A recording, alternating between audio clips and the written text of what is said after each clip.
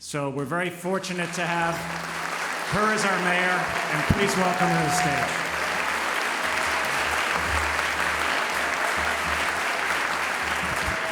Good morning, everyone.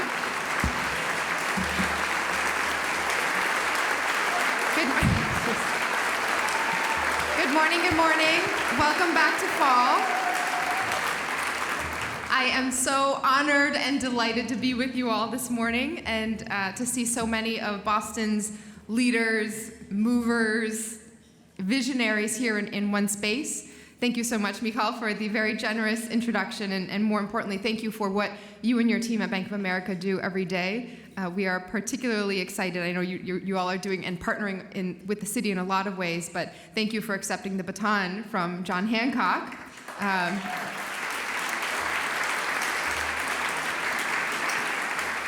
And by the way, I bet Brooks is in the room somewhere, as I was with him yesterday, as they have embarked to deepen their work on health and longevity in a really exciting direction for the city. But to have the Boston Athletic Association secure, and shout out to Jack Fleming, who's in the room as well, this will be an exciting new chapter for the city in the greatest race in the world.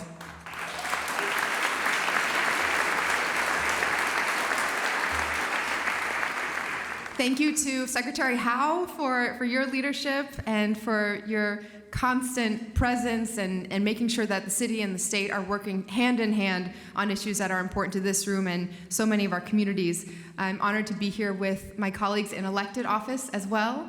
I heard State Rep Bill McGregor was in the room, and at least at the thank you for your leadership, and members of the Boston City Council and state legislature. We're so excited for what's ahead for our city. There are former elected officials in the room in many, many different roles, and we're grateful for your service. And of course, the leaders within our administration, cabinet members, and department heads and officials who make this work possible every day. Thank you.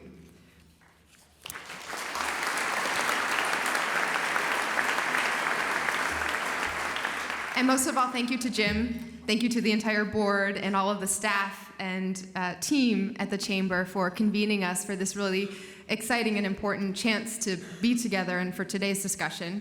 In my household, and I think there's maybe a few others out there who are parents of young kids, so fall is especially exciting because school is back. We get to leave behind the kind of improvisation of summer, the go with the flow of whatever might happen, and bring back the structures and the rhythms of having some organization around the school year. And this gathering also helps to mark the annual post-summer return of our regular rhythms in the business and economic community of Boston. And this is a community that I've really, really appreciated and valued getting to know even more over the last 18 months. If nothing else, I'd like to reinforce today what I'm hearing from so many of you. On an even broader scale, the rhythms of our city and economy are returning. Boston's recovery is going strong. And I want you to know that we at the City of Boston are committed to doing whatever we can to keep that momentum going, creating the conditions for Boston to grow and to grow sustainably. So I want to start with some of the data that I've been looking at. At Logan, more international passengers passed through our terminals this June than in June of 2019. The MBTA's Fairmont commuter rail line saw an all-time high in its ridership this year. And between Q1 of last year and Q1 of this year, there's been a 70% increase in all commuter rail trips. That's the biggest growth year over year in commuter rail ridership of any major city in the country, outpacing New York, Philadelphia, Chicago, Dallas, everywhere. And those are just our transit numbers. The news coverage might not have caught up yet, but the reality is that we have seen the highest growth in post-pandemic hotel occupancy of any city in the country.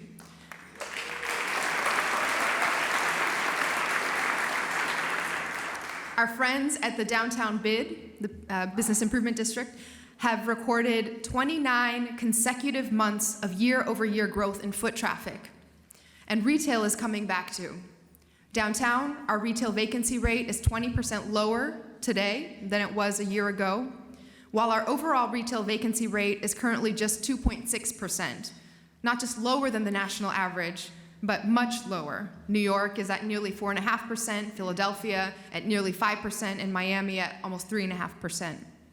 This week on Monday, the Associated Industries of Massachusetts, AIM, released their Business Confidence Index report for August, and businesses across Massachusetts remain cautiously optimistic as our economy continues to grow. Last year, the Boston Licensing Board issued more licenses for businesses in 2022 than in 2018 or 2019, and our unemployment rate is at a record low, half of Washington, D.C.'s, and a full percentage point below the national average. Total payroll employment in Boston is higher now than it was pre-pandemic.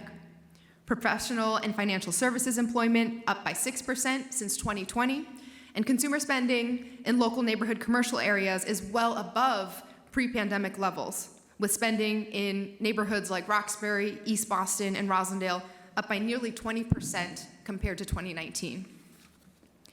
And we're beginning to see what the numbers bear out, that the city feels more alive as more and more companies choose Boston as the place to do business.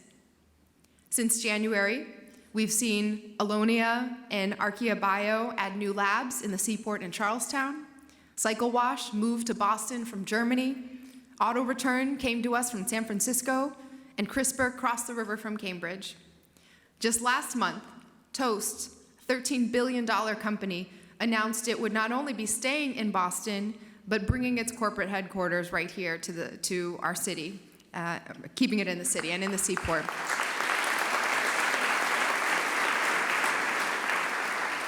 And of course, we're all very excited that Lego will be moving from Connecticut, where they've been for nearly 50 years. 700 jobs coming to Boston in the heart of Back Bay. These examples aren't the exception, they're the rule. In the first quarter of this year, more than 40% of all research lab space under construction in the country was being built right here in the Boston metro area, and we continue to lead the country in NIH funding. The numbers speak for themselves. Boston has mounted one of the strongest recoveries in the nation, and that's not an accident. A recovery like ours doesn't just happen on its own.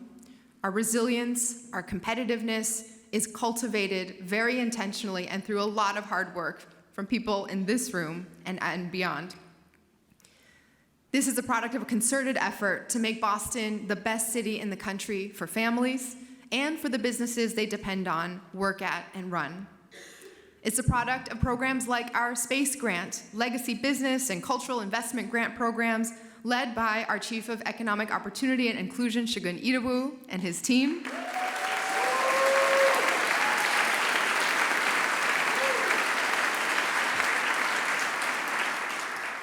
As they have distributed over $11 million in funding to more than 60 businesses across our city, from bars and restaurants and dance studios to barbershops and roller rinks. And it's a product of our broader investment strategy from City Hall as well. We've committed over $200 million ARPA dollars, more than 40% of our total federal recovery funding, to building more housing to ensure that our residents, your workforce, can afford to be here and thrive.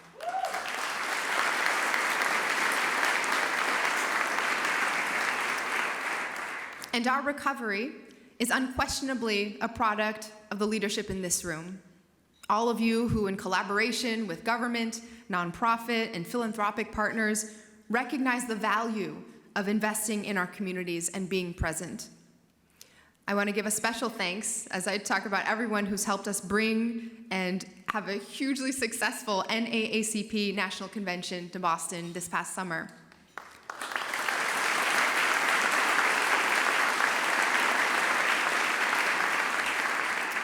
In particular, folks like Jim, Bob Rivers, J.D. Chesloff, Brooke Thompson, Jay Ash, and many others here helped us engage new partners even in the last few months and weeks before convention goers arrived. M&T Bank, Citizens, Lego, Putnam, so many others helped make this convention a huge success. I'm also talking about Boston Scientific, Takeda, Sanofi, and all the others who joined many of those same sponsors to bring the National Association of Asian American Professionals National Leadership Convention here just a month later.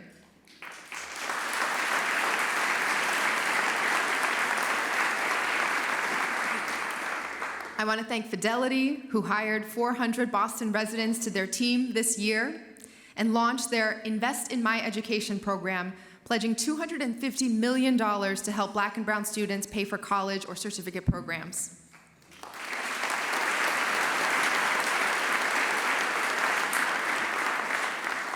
Eastern Bank created an equity alliance for business to provide women entrepreneurs, people of color, veterans, people with disabilities, and members of the LGBTQ+ community with specialized credit offerings and loans of up to $250,000 for their businesses.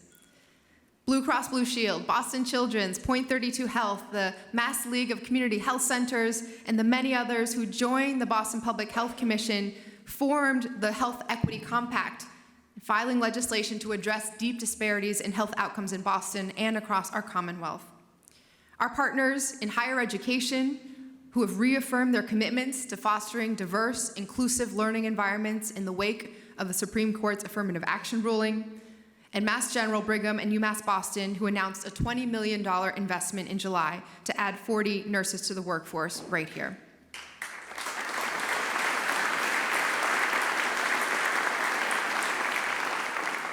You all are the muscle behind the strides that we as a city have made since the pandemic. And over the course of this year, I've had the opportunity to sit down with dozens of our CEOs, many of you here today, and heard a vigilant hopefulness about how far we've come, that you're seeing good signs. You're watching the state tax package, have an eye on the ballot initiatives. Housing and transportation continue to be challenges for your workforce and for you. But you believe in this city and care about it. And so you're here, investing in our communities and eager to contribute to a Boston that doesn't just bounce back to what it was, but pushes forward into all that we could be. So I want to say thank you for your partnership and your vision, your willingness to dig deeper into solutions and aim higher in our standards. And I want to acknowledge that we at the city can and will be doing more to streamline processes, create predictability, and collaborate with all of you on creating new ways to drive sustainable growth. This summer, we announced a new office-to-residential conversion program that will offer up to 75% reductions in the standard residential property tax rate for up to 29 years. Chief Arthur Jemison and the BPDA are just getting started, and we're excited to begin accepting applications for that program next month.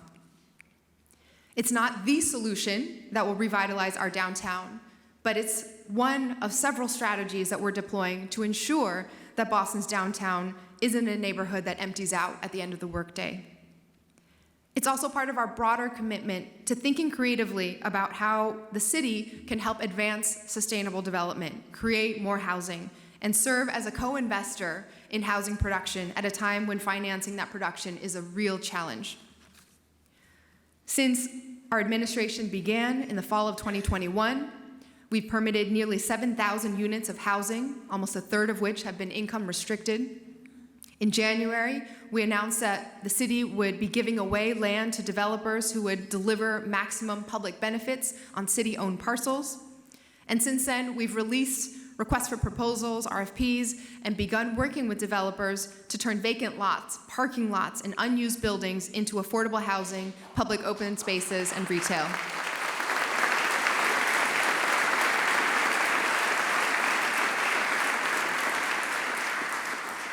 Some of these parcels will be quite significant in the size and the capacity and for density that's available. These parcels include Parcel 3 and the Boston Water and Sewer parking lots in Roxbury, as well as parking lots in Chinatown and Charlestown that are also close to public transit. We've partnered with local banks represented in this room to launch a home ownership and down payment assistance program that's helped more than 300 families buy homes in Boston so far. Thanks to the work of our Chief of Housing, Sheila Dillon, and Chief of Planning, Arthur Jemison,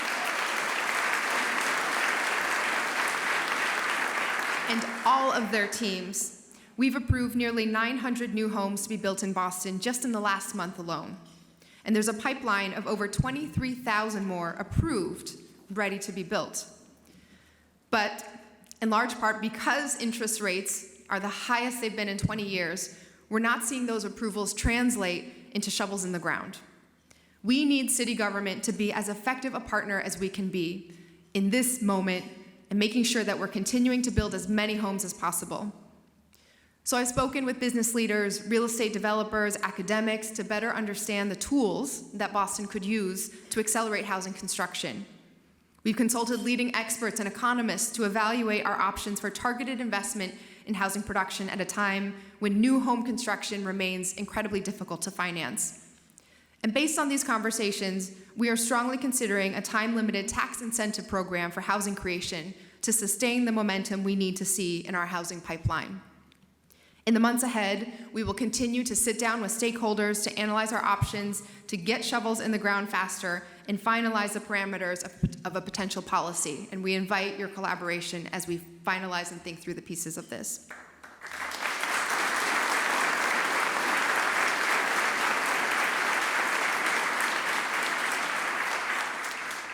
Another major way in which we're removing barriers to growth and development is through modernizing our zoning code, which hasn't had a comprehensive update in nearly 60 years.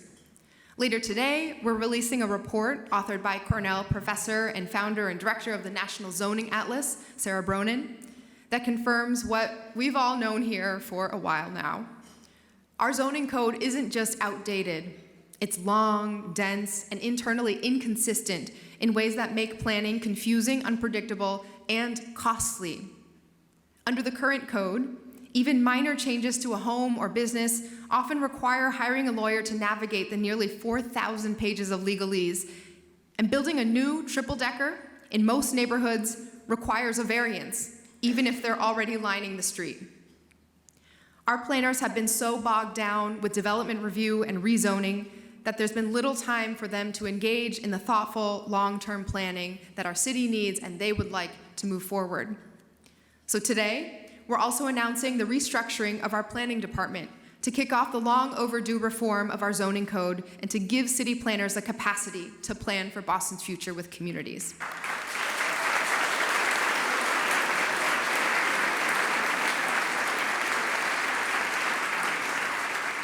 To that end, we're excited to be launching our Squares and Streets initiative, a citywide rezoning effort to create mixed-use hubs along our neighborhood main streets, close to transit and with opportunities for more housing, retail, and civic spaces.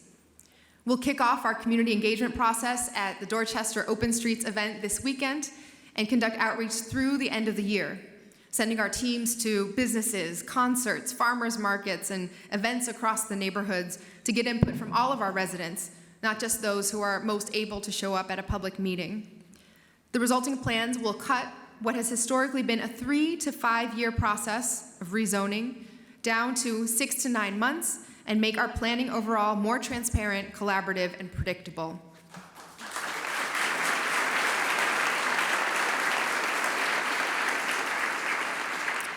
And because we believe that our youngest residents should be the focus and they deserve the highest quality of opportunities, we know that raising a family shouldn't be a disqualifier for building a career.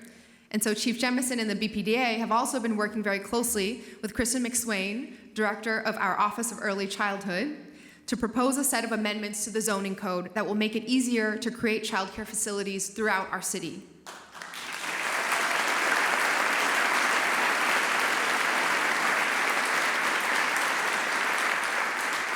These amendments will make childcare facilities as of right in every neighborhood, bringing daycare centers and family daycare homes to communities where no options currently exist.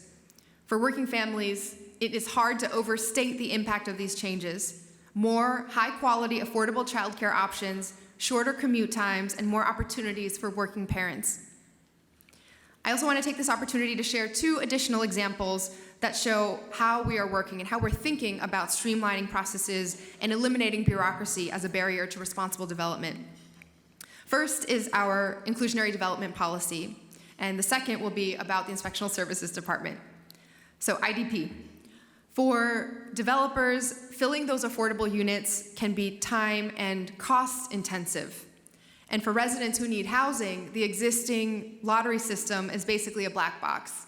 You hear nothing for months, and then suddenly you're notified that you have 5 days to get all of your paperwork together in your life to be considered.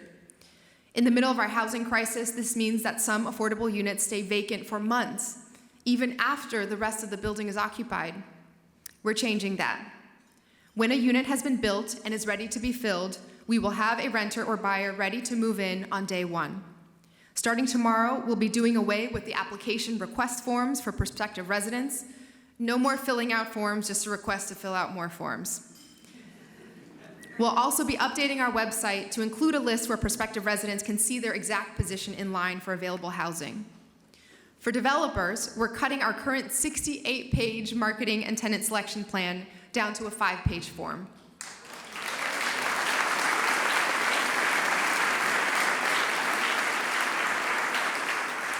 And the city will be taking a more proactive role in spreading the word about available units.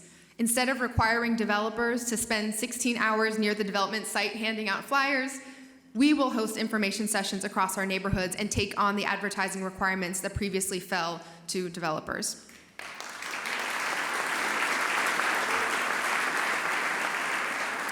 Together, these changes mean fewer hurdles for developers and more clarity and quicker connections to much-needed housing for the residents in our communities. Now, ISD. We will be hiring a new intake supervisor position and reinstituting our fast-track permitting program once that position is filled. Before that program was discontinued during the pandemic, fast-track eligible projects would get stuck into a plan examiner's pile with all of their other obligations. So while some projects were eligible for fast-tracking, it often didn't matter because they'd sit in that pile on someone's desk for weeks. This time around, we will not only have plans examiners rotate on taking fast-track shifts to ensure these projects get the individualized attention and expedited approvals they need, we'll also be running building code reviews and fire prevention code reviews simultaneously to prevent either one from becoming the bottleneck. As a result, building permits for office renovations that currently take up to 4 weeks will now take no more than 7 days and as little as 20 minutes. Finally, I know you all don't believe that it's going to happen. I'm hearing the skepticism.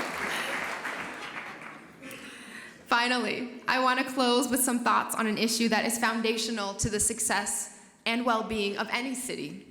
One that I know has been on our minds, and especially as we're thinking about the nationwide landscape for recovery: public safety.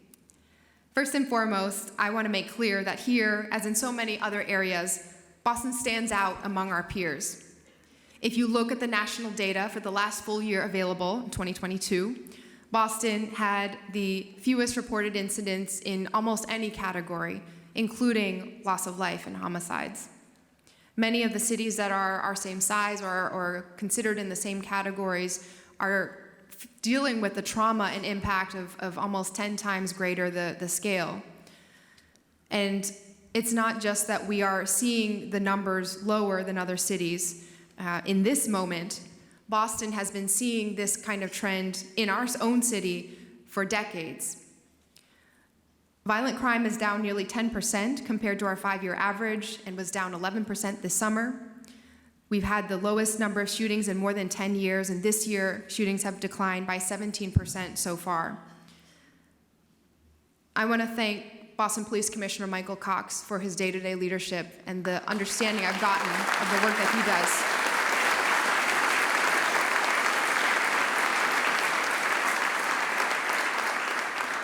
But I also want to emphasize here that every time we speak about public safety, when we look at the news, when we see that other people have been impacted, when we see the numbers and put them up on boards and rankings, these are not only real lives and whole families and communities who are forever impacted, but as the numbers reset every year, the trauma and the grief and the continued impact continues on in our city for our families. And so we need to all do more in ensuring that we can provide the resources and the infrastructure for trauma supports, for that holistic approach. There is someone in this room who I'd like to highlight who has been doing this in name as a nonprofit leader for a long time, but she is basically part of the infrastructure of City Hall and city government and has been for decades. Chaplain Clementina Cherry.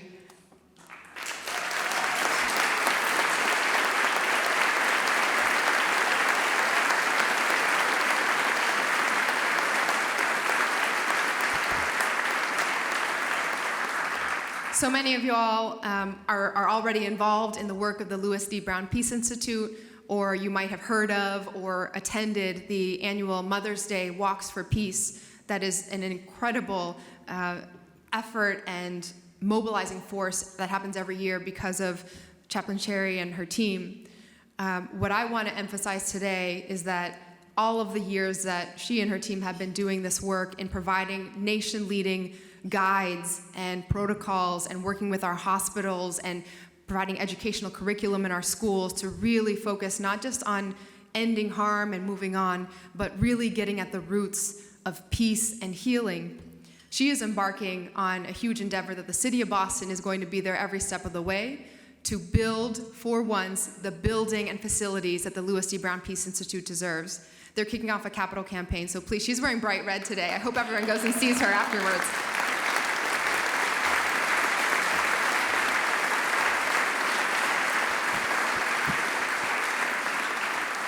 Is it $21 million we're raising? $25 million we got to get to make sure that our survivors and families and cities finally have what they need. Okay, sorry, back to my script. For those of us who care about creating long-term, lasting safety in our communities, we know that getting there means following a set of collaborations that has made our economic recovery as successful as it's been, working to mobilize the incredible resources that already exist in our city and then to invest in our people. Commissioner Cox and the department and all of their partners across every part of city government, and the Boston Public Health Commission and our first responders, BCYF and schools, they've taken this approach to community safety holistically. And this is also how we are taking and planning our approach to the crisis of homelessness, substance use, and mental health at Mass Ave and Melnia Cass Boulevard. Since January of last year, hundreds of people who have needed services have received those services and moved on to life-changing new journeys in the low-threshold housing sites wrapped with medical care that we have created, the first ever in Boston, and now the state creating more in 6 other cities modeled after our work. More than 160 people in just this time have not only reached that first step in their recovery, but stabilized, transitioned, gotten job search supports, housing, counseling, to now living in permanent, stable housing. But as more people from across the region have arrived at Atkinson Street, Southampton, and everywhere around the Newmarket Triangle, it's become clear that a compassionate, comprehensive, long-term solution requires rebuilding the Long Island Bridge and Public Health Campus.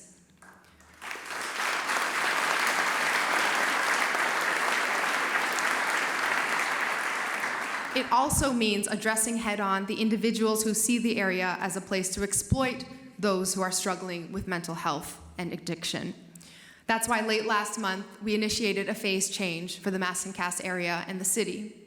We filed an ordinance with the Boston City Council to interrupt the violence and criminal activity enabled by tarps and tents, which currently the protocols require an extended period of time before Boston Police and our health outreach providers can address.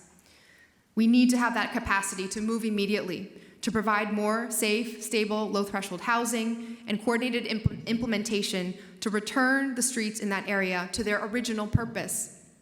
Restoring Atkinson, Southampton, and the roads in the surrounding area to standard functioning roadways will unlock the potential for more effective outreach and services all across the city. And it gives us the opportunity to lean into the untapped possibilities of this neighborhood as a thriving part of our growing city that can create more jobs right there for the individuals who are needing those supports. Imagine if Mass and Cass, as a term, was instead synonymous with Boston's newest climate tech district, home to the country's largest and fastest growing collection of green jobs. Imagine if the individuals who needed services were connected directly and our city teams from BPD, BPHC, and our partners in community could have the supports to do these jobs safely. Because safety and opportunity are directly connected, we're tying together all of this with our planning. And so our recently released plan by the BPDA, focusing on Newmarket, begins to take us in that direction as we pair with these efforts around public health and public safety. And because safety and opportunity are directly connected, I want to reinforce that every opportunity we create for industry should also be an opportunity for our future workforce right here in Boston. This summer, we had aimed to double the number of city-sponsored summer jobs to 7,000 for our young people. Thanks to leadership from our Chief of Worker Empowerment, Trin Nguyen, Senior Labor Advisor Lou Mandarini, and the partnership of Neil Sullivan and the Private Industry Council and many of the companies in this room, we not only met that 7,000 summer jobs high mark, but actually pushed to more than 9,000 high school students.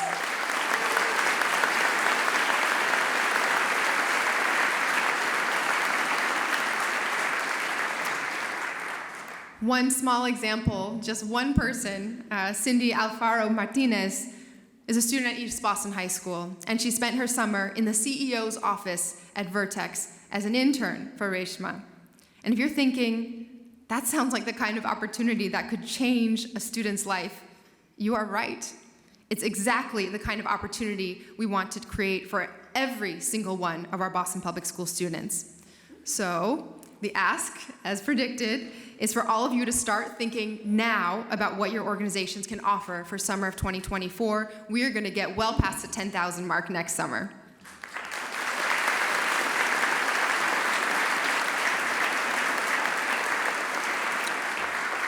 And I want to acknowledge and thank Jim and the Chamber for their work directly with Superintendent Skipper to analyze and assess and soon to be finalizing and putting forward ways for employers to more efficiently and effectively collaborate with our schools and engage with our students.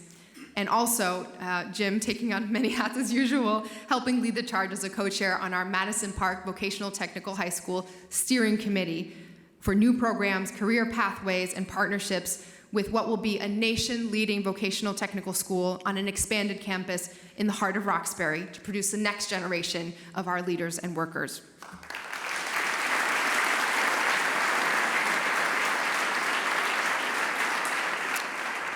All of what I've discussed and all of what we will talk about in a little bit are not small goals. We won't achieve them overnight. But our administration isn't interested in quick fixes or cosmetic solutions that will then just go away after the cameras disappear.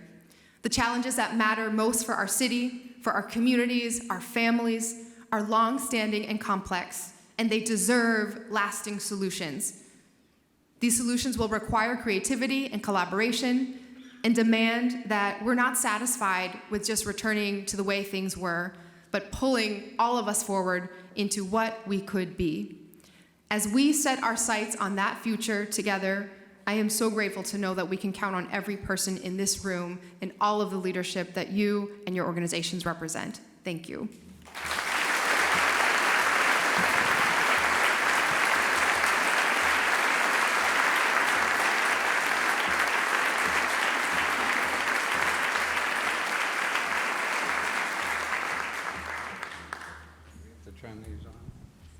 Test, test. Okay, we're on. So, Mayor, I do have some questions, but I do want to begin by saying thank you for such a positive and uplifting speech.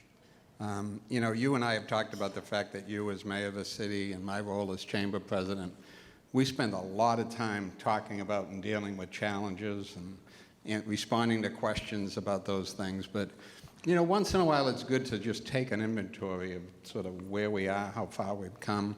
And thank you for reminding this entire audience of all that's good about our city. So thank you for doing that.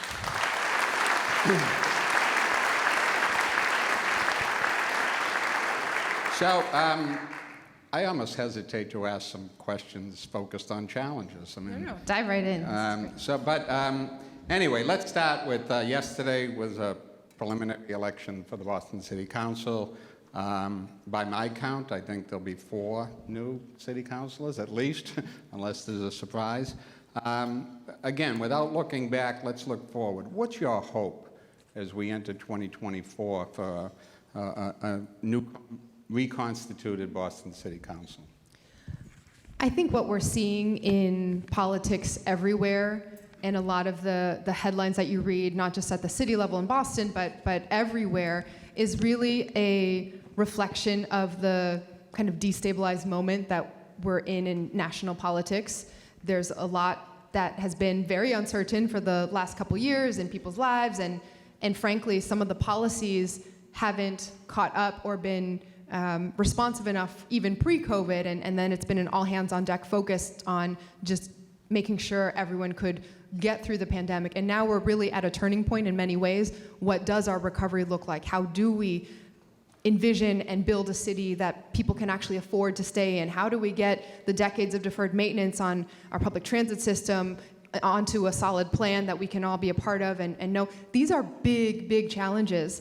And as someone who, I'm having flashbacks because 10 years ago, almost to the day, about a week or two away, was my very first election when I ran for the city council. And comparing what the kind of feeling in politics and government was then to today, there are a whole lot of external challenges that make it very difficult for anyone with a public platform to be in this moment. And there's just whether it's climate events that can come out of nowhere, earthquakes or floods or storms or economic challenges that really feel outside our control in many ways.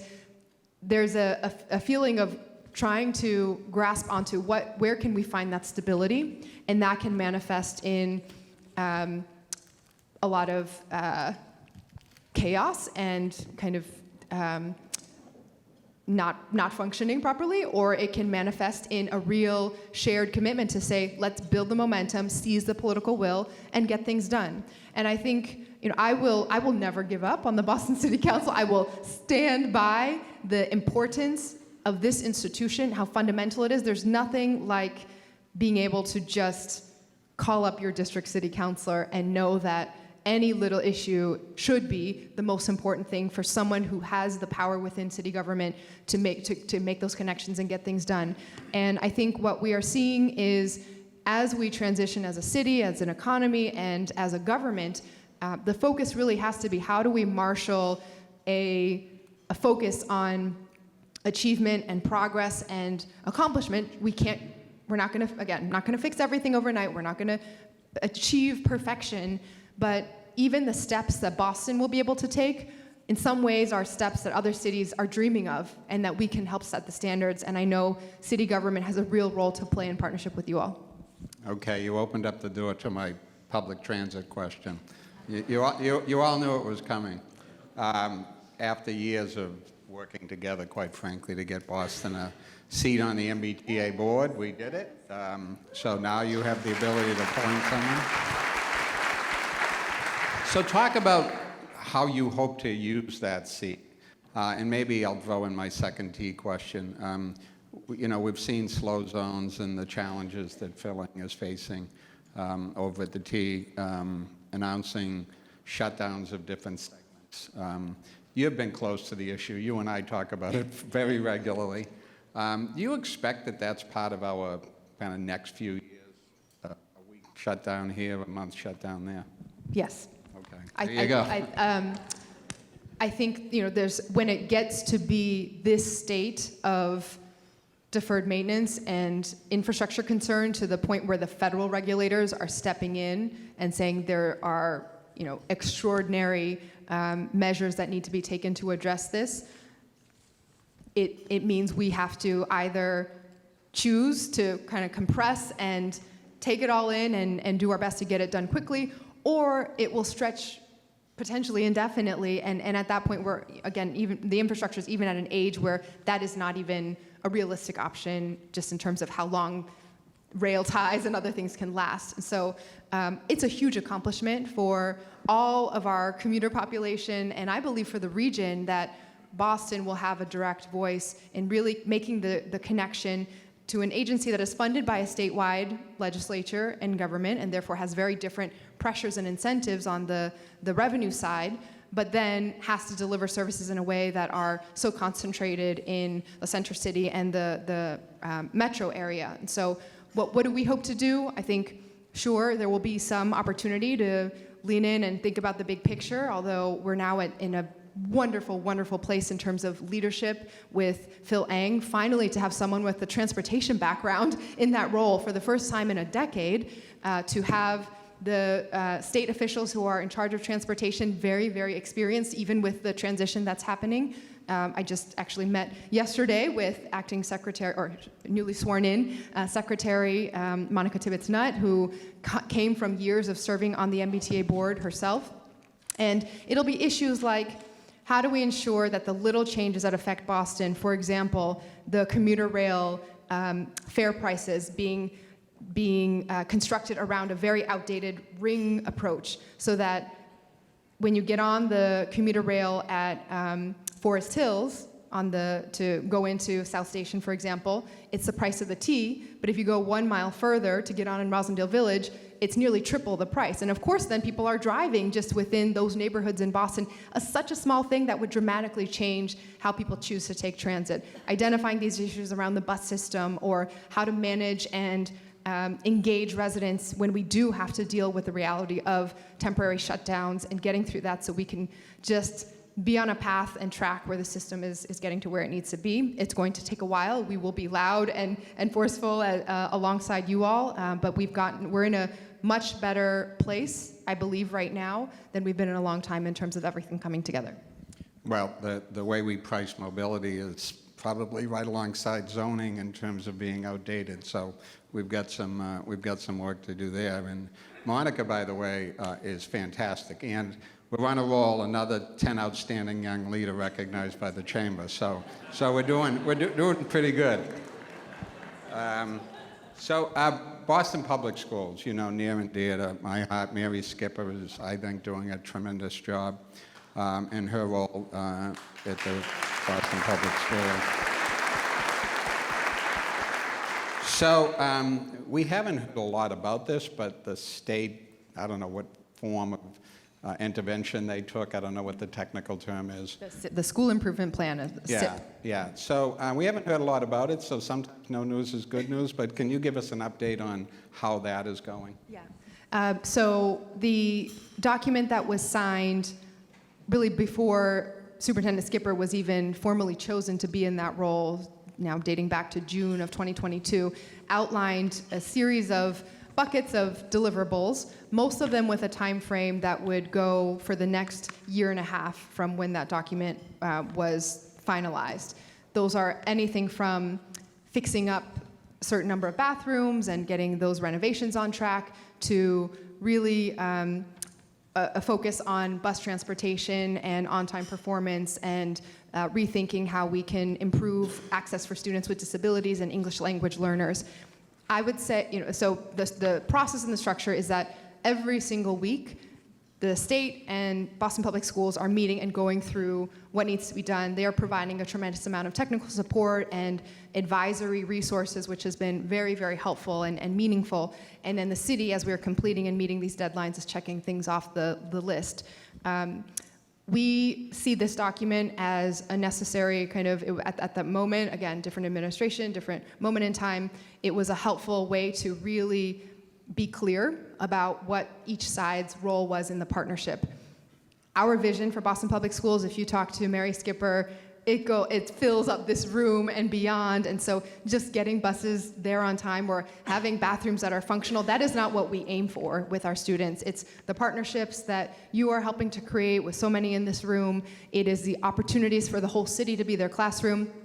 I would say that some of the big changes that have already started to bear fruit have been a year and a half in the making, and many of them will probably be another 3 to 5 years in terms of really revamping how our special education system works and how our different processes are all handled. But we are well underway in working through that school by school by school, classroom by classroom. I'll just give a quick summary, because oftentimes there is a whole set of stories at the beginning of the year about school buses and how they performed. Each bus is equipped with a GPS tracker, and so you know exactly where it is, and parents can follow when the bus is about to arrive and when their child actually got to school. And so we also know exactly what time the buses arrived and dropped off those students compared to the start time that they're expected. And so that measurement for the first day of school, I was on one of those buses. It's a little iffy. You don't know if some students are dropped off more on the first day. We waited at a stop because a young girl was late running over, and then that made the route late. So it's always a little bit squishy. Last year, the on-time performance for buses getting exactly to school on time was 50%. This year, we were over 60%. Last year, by day 2, it was in the 70s. This year, we were at 85% by day 2. And so we're going to continue. When you look at how many buses arrived within 15 minutes, we are well on our way to doing much, much better. But that's not just we're committed and we're going to make it happen kind of thing. It took a year and a half to reconfigure the school bus driver's contract to have some operational reforms and accountability and supports. It took building a new pipeline that the district runs themselves to get people trained up in the CDL driver's license needed to drive a bus versus just searching around for who might have one. It took more new requirements in how our communications processes work between schools and the district and families, and so all of that is continuing to build. And so some of it might seem like we're still laying the foundation in many ways, but as we go month by month at this point, we're starting to see real results. Great. I did see Mary, I think on the day 2 or 3, and she was beaming about the on-time performance of the school buses. Yeah, I mean, this year it's a little thing, but I'm it channeling matters. the superintendent, but we had the lowest turnover in school leaders in decades this year. We are at a 97% vacancy rate for teachers, which is unheard of. So many of these areas, a lot of work has been put in. Yeah. So I'm going to squeeze in one more question. We're almost toward the end, and this is a bit sort of parochial on my part because you know where I live. And, you know, the planning Yes, effort... the snow plows do too.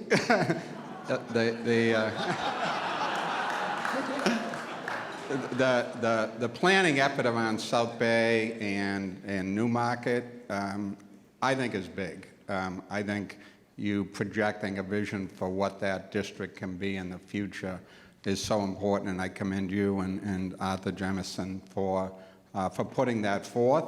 And I know there's a lot of interest in this room in contributing to sort of making that vision a reality. So I don't know if you want to add any more about that effort, but I just think it's terrific. Yeah, and I'm sure, wait, where is Arthur? I saw him. Okay, if Arthur wants to add anything as well, please jump Arthur's in the room, if people want to Arthur's add. in the room. And this is an area of the city and a kind of critical segment of our economy that many, many folks have been planning for and thinking about. As a city gets to a point where housing prices are at a certain level, where the nature of the economy overall is shifting from some of the more blue-collar patterns of several decades ago, there's an existential question for light industrial and manufacturing. Do we make a real effort to keep that in a certain part of the city, or do we let it go and get pushed out to surrounding areas or even further where there might be lower rents available, but then our residents and our workforce are also displaced, and we lose the kind of direct connection and creativity and mix that can come from that density and diversity and heterogeneity all in one place. And so there's been a real effort through the BPDA and others in this room for decades to really think about how Boston, even as we transition in many ways, can hold on to and cultivate what it means to preserve those jobs in the context of the new economy and a more kind of innovation, information-focused economy, right? There's a whole separate set of discussion we could have on AI and what it means in this sector and many sectors everywhere, and we are launching into some of those conversations as well, thinking about an advisory committee, so I'll put that out there as something for collaboration if anyone is interested as well. But in this area of the city, we are committed to making sure that it is the place where those jobs can stay. And it will be a mix, right? It needs to evolve, and there's some challenges around mass and caste that are certainly part of that. But if we think about how Boston will differentiate itself with those who are in that area and have been putting forward this vision for a while, that overlap of light industrial with the information and innovation economy in the space, somewhere like a climate tech, hard tech kind of hub, would allow us to preserve but also build and differentiate ourselves in a way that could be really special. And I know folks like John Fish have had a vision for this area and been fighting for it for a very long time, right? Locating your headquarters there long before anyone saw potential there, and I think we need to follow that with many of the resources and parameters so that we're making the most for everyone in our city. Well, Mayor Wu, thank you for the positive energy that you bring to this job and to the room today. Thank you for your willingness to face the challenges in a collaborative way with the business community and partner in the way that you spoke about earlier in your speech. And we look forward to giving you even better numbers to report next year. Thank you, Mayor Wu. Thank you so much.